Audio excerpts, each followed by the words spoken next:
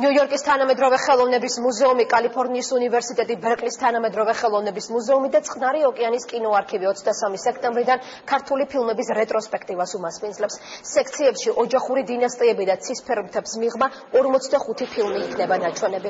რეტროსპექტივის პირველ ნაწილში შენგელაიების, ღოღობერიძეების, კალატოზოვებისა და აბულაძეების ნამუშევრებს წარადგენენ.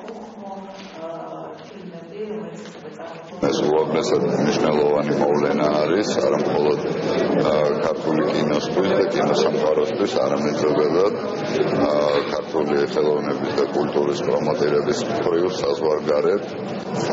ადრეც ვამბობდი, რომ ერთ-ერთი პრიორიტეტი არის გააქტიურება ჩვენი სამინისტროსი ამ მიმართულებით. ეს არის ოჯახები, სადაც ორი ან მეტი თაობა ქმნის ფილმებს, აი მათი ფილმები ერთ-ერთი იქნება წარმოჩენილი, ხოლო მეორე ნაწილში ცისფერ მთებს მიღმა ფაქტიურად ეს ნაწილი შეიცავს 3 ნაწილს.